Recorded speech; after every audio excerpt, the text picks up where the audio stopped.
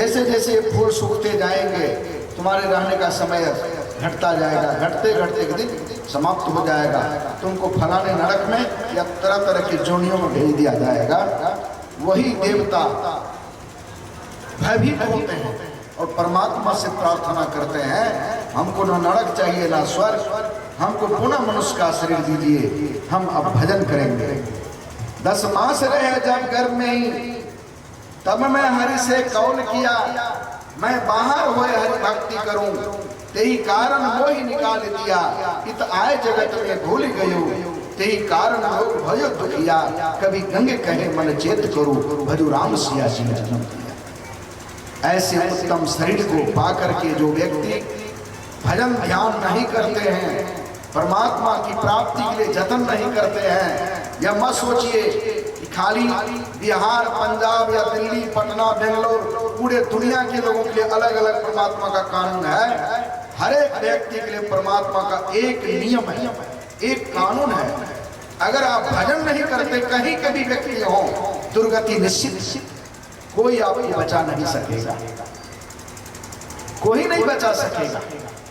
इसलिए जरा विचार कर देखें। गोस्वामी तुलसीदास जी महाराज कहते हैं, ते नर नरक रूप जीवत जग, भव भंजन पद विमुख अभागी, निस्वास रुचि पाप असुचि मन, खल मति मलिन मृगम प्रत्यागी, नहीं सत्संग भजन नहीं हरि को, श्रवण न राम कथा अनुरागी, सुतवितदार भवन रोता निसी, सोवत अतिन कबहु मति मति, सुकर सुरान श्रृंगार सरिसदन, जनमत जगत जननी दुखी, तुलसीदास हरि नाम सुधा तदि, सठ हठि पियत विषय विष मांगी, सुकर सुरान श्रृंगार सरिसदन, जनमत जगत जननी दुख लागी। बैठिए बैठिए, देखिए कितनी बड़ी बात गोस्वामी तुलसीदास जी ने कही है। क्या कह रहे हैं? बैठ जाइए। कहते हैं अगर मनुष्य शरीर को प्राप्त करके आप भजन नहीं करते हैं, तो जिस तरह सुगड़ी, कुतिया, लोमड़ी बच्चे को जन्म देते समय सबको पीड़ा होती है, सभी माँ को दर्द होता है। अगर आप मनुष्य शरीर को प्राप्त करके भजन नहीं करते हैं, ध्यान नहीं करते हैं, परमात्मा की प्राप्ति के लिए आप जतन नहीं करते हैं, तो जिस तरह सुगड़ी का बच्चा, कुतिया का बच्चा माँ को दर्द दे करके जन्म तो ले लिया, इस सुगड़ी को, कुतिया को, लोमड़ी की भी आशा है हमारा पुत्र सयाना होगा, कमाएगा, हमको खिलाएगा, है कोई आशा, फिर भी दुख झेल रही है ना। कहते हैं जो मनुष्य को प्राप्त करके भजन ध्यान नहीं करते, कहते उसका जन्म भी सुगड़ी और कुतिया, लोमड़ी की तरह है, जो माँ को दर्द दे करके संसार में जन्म ले लिया है, खाली खाने पीने सोने में और मौज मस्ती उड़ाने में अपने जीवन को बर्बाद कर रहा है। इतनी कड़ी बात कही है। अब देखिए संत लोग क्या कहते हैं, कहते शरीर के लिए खाली देवता ही नहीं ललायित है, सभी जीव जंतु प्राणी ललायित है। एक दिन एक हाथवा हाथी को सजाया बढ़िया से, और अपने सजाए सजाए शरीर पर हाथी सड़क से धूल उठा करके सूंड से माथे पर छिड़कने लगा। एक युवक की दृष्टि पड़ी, युवक दौड़ता हुआ कबीर साहब के पास, माथे पर हाथी धूल तो छिड़कता है। तो कबीर साहब ने कहा नहीं, माथा धुलता है। राजद्वारे बांधिया माथा धुने गजन, मानव जन्म का पाइयो भजियो परमानंद। युवक का मन नहीं माना, दौड़ता हुआ चला गया रहीम कवि के पास। रहीम कवि से कहा, हाथी माथे पर सूंड से सड़क का धूल उठा उठा कर क्यों छिड़कता है? तो रहीम कवि क्या कहते हैं? युवक ने प्रश्न किया, धूल धरत निज शीश पर, कह रहीम यही काज। तो रहीम कवि उत्तर देते हैं, जही रज ऋषि पत्नी तरे सो खोजत गजराज। यह हाथी जिस चरण रज के स्पर्श से अहिल्या पत्थर बनी हुई थी, भगवान के चरण रज के स्पर्श से, भगवान श्री राम के चरण रज के स्पर्श से पत्थर से नारी बन गई, मनुष्य का शरीर मिल गया। वह हाथी वही चरण रज खोजता है कि भगवान श्री राम कभी इस मार्ग से गुजरे होंगे, हम भी यह धूल उठा कर लेते हैं। भगवान राम के चरण से स्पर्श रज इस रज में मिला होगा, मेरे शरीर से कहीं स्पर्श हो गया, मेरा हाथी का शरीर बदल करके मनुष्य का शरीर हो जाएगा, हम भी भगवान का भजन करेंगे। लेकिन हम लोगों को मिला है तो क्या करते हैं? कुछ काम में, कुछ भोग में, कुछ निंद में खोया, आया समय जब मौत का तो सोच कर जरा बिचारी समय बीत रहा है, क्षण क्षण पल पल समय सिरावे, नर तन दुर्लभ फिर नहीं पावे, दुर्लभ मानुष तन करिए गुरु भजन, बिना रे भजन व्यर्थ जन्म न सावे। लक्ष्मीनाथ गोसाई कहते हैं, अंजुली जल जस घटत दिवस निशी, चला जाच जग भरी भरी। गोवा में जल लेते हैं, बूंद बूंद गिरते गिरते सारा जल समाप्त हो जाता है, ऐसे आपकी आयु समाप्त हो रही है। क्षण क्षण पल पल दिन दिन जावे, जीवी अंजुली का पानी रे। कहते हैं श्वास निकल जब जाए बदन से, सारी संपत्ति तेरी हो गई बेगानी। ब्रह्मानंद जी महाराज कहते हैं, इसलिए हाथी घोड़ा माल खजाना, राजपाट पटरानी रे। कहते हैं श्वास निकल जब जाए बदन से, सारी संपत्ति तेरी हो गई बेगानी, सब धड़ा का धड़ा रह जाएगा। इसलिए इस शरीर किसी का सुंदर नहीं है, ऊपर से जो चमड़ा लगा है ना वह रंग बिरंग का है, लेकिन भीतर क्या है? संत सुंदरदास जी महाराज कहते हैं, जा शरीर माही तू अनेक सुख मानी रही हो, ताही तो विचारिया में कौन बात भली है।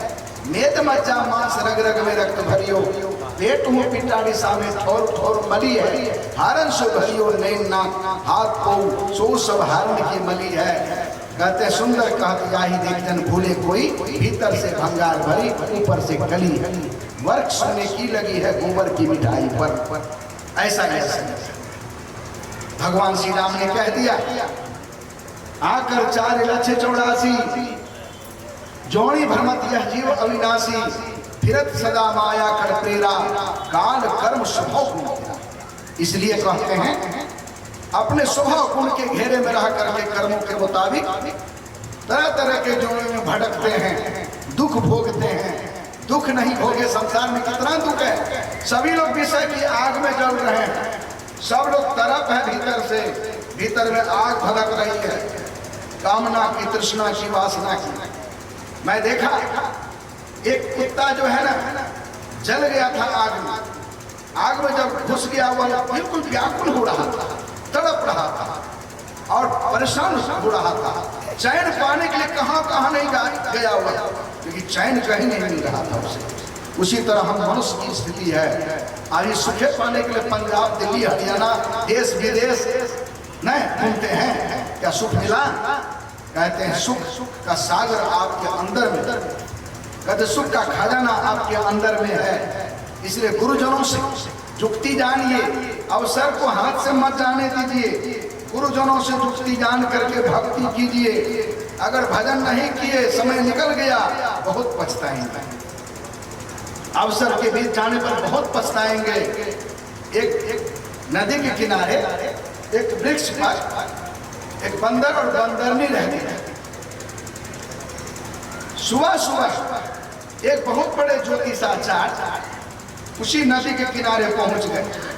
ज्योतिषाचार्य ने अपने ज्योतिष विद्या का प्रयोग किया, देखा कि यहाँ का पानी अभी कैसा है। तो देखा उस समय उससे दूर का पानी, नदी के किनारे का जो पानी था, अमृत के समान था।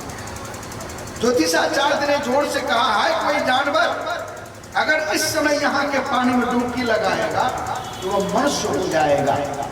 तो बंदरनी कहती है बंदर से, पतिदेव देखिए पंडित जी क्या कह रहे हैं, चलिए ना हम लोग डुबकी लगाते हैं, मनुष्य हो जाएंगे, संसार का आनंद भी लेंगे, भगवान का भजन भी करेंगे।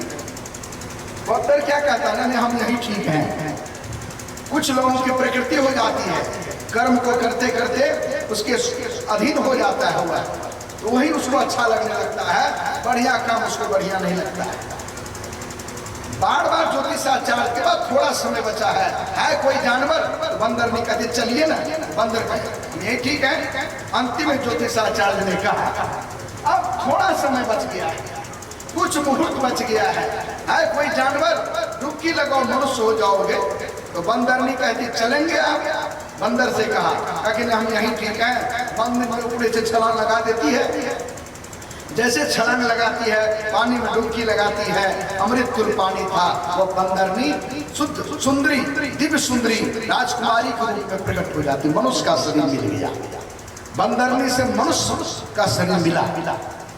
उसी समय राजकुमार आया नदी में नहाने, देखा दिव्य सुंदरी लड़की है, राजकुमारी की तरह सुंदरी है, बाह पकड़ा रख कर बैठा लिया। हम कहाँ जाएंगे खोजने, इतनी सुंदरी है, इसी से विवाह कर लेंगे।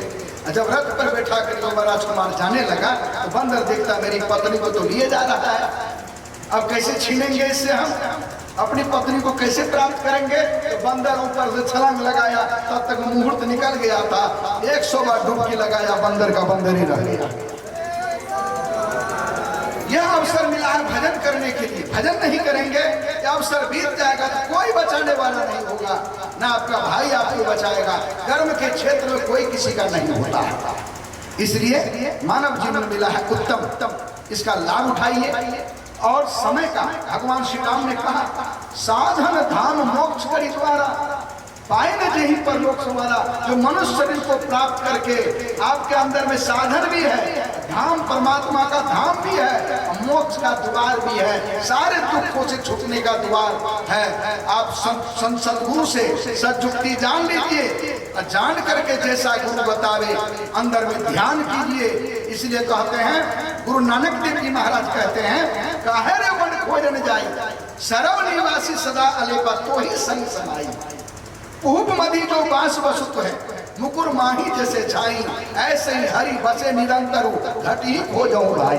अपने अंदर में खोजिए, गुरु महाराज भी कहते हैं, तन में खोज सज्जन, बाहर न खोजना, अपने ही घट में हरि है, अपने में खोज। यह विधि जान लीजिए, अगर नहीं करेंगे भगवान राम जजमेंट सुनाते हैं, जो न तरई भव सागर नर समाज अस्पा, सौ कृत निंदक मंदमती आत्महन गति जाए।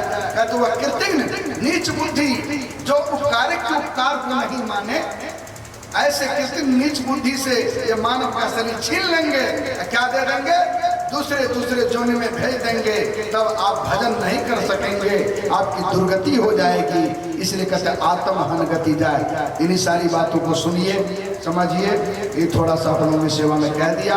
बोलिए श्री सदगुरु महाराज की जय। बोलिए प्रेम से श्री सदगुरु महाराज की जय।